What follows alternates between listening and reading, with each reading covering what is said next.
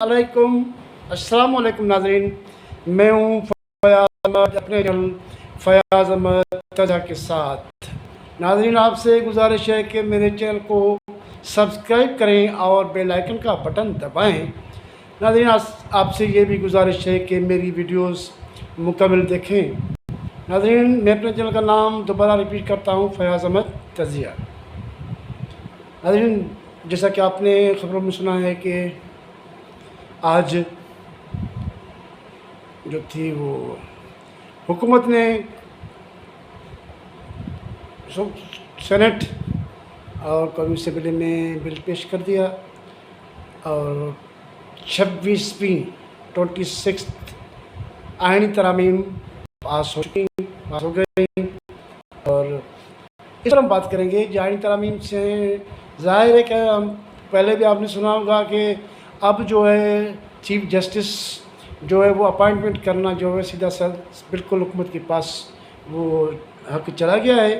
पहले तो ये सीनियर टॉप मोस्ट सीनियर था, वही होता था, मगर अब ऐसा नहीं है। अब सीनियर्स का पैनल होगा और वो पार्लियामेंट्री कमेटी होगी, वो भेजेगी फिर वज़ीर-ए-आज़म के पास, फिर सदर के पास। तो और ये आईनी बेंच भी अलग होगा एक सुप्रीम कोर्ट में, और वो जितने भी आईनी मसाइल हैं और वही बेंच देखेगी और उसकी भी तकरीर सारी हुकूमत के हवाले होगी। तो ज़ाहिर है कि पिछले कुछ सालों में जो थे आईनी तरामीम आईनी पैकेज मसलों पर बहुत फटा हुआ था।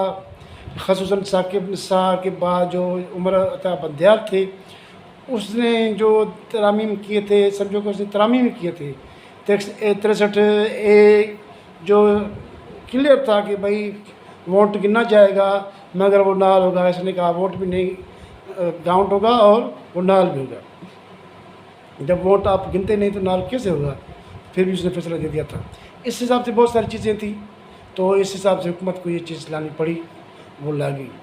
और कह सकते हैं कि एक हिसाब से आइंदा जो भी हुकूमत होगी उसकी मनमानी चलेगी। अब वो कोर्ट का डर भी नहीं होगा।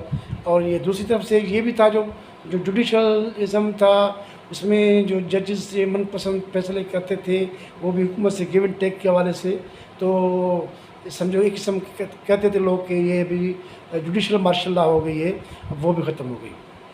और इसमें मौलाना फजल रहमान पे बात करें, मौलाना फजल रहमान समझो ऐसे ही है कि जैसे मछली बिन पानी के, तो फजल रहमान बिन हुकूमत के ये नहीं हो सकता। तो इस हिसाब से वो फंस चुके थे कि क्या करें, क्योंकि मौलाना फजल रहमान जो था उसकी जो सारी जमात थी वो इस वोट के लिए राज़ी हो चुकी थी। वो अकेला ही बचा था और वो बिला वजह टाइम लेना चाह रहा था कि आज नहीं कल, तो वो उसको बढ़ा रहा था। और ये जो टाइम का बढ़ाना था वो उसके हक़ में नहीं था, क्योंकि मैंने कहा कि इसके सारे मेंबर जो है वो इस वोट के हक़ में थे, आईनी तरामीम के हक़ में हो चुके थे। ज़ाहिर है कुछ दूसरे अरकान भी हैं पीटीआई के भी।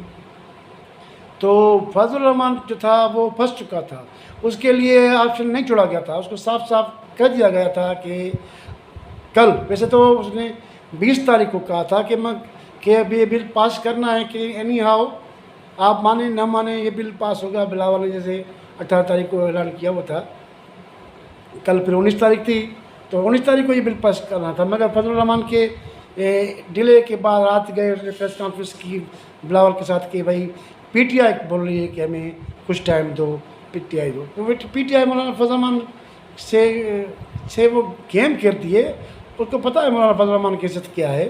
तो इस हिसाब से वो भी डिले करना चाहती थी, मगर फजल रहमान को बोल दिया गया कि भाई 20 तारीख की होगी, 21 नहीं होने का।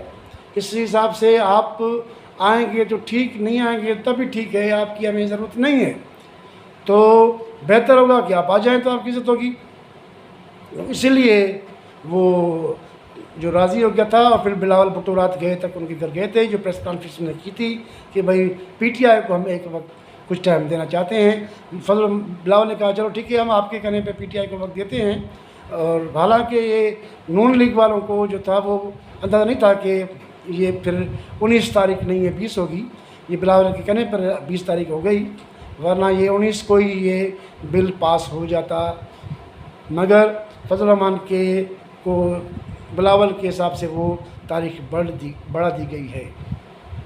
تو اس طرح ناظرین یہ بل جو ہے وہ پاس ہو چکا ہے اور فضل الرحمان کو اپنی حیثیت کا اندازہ بھی ہو چکا ہے۔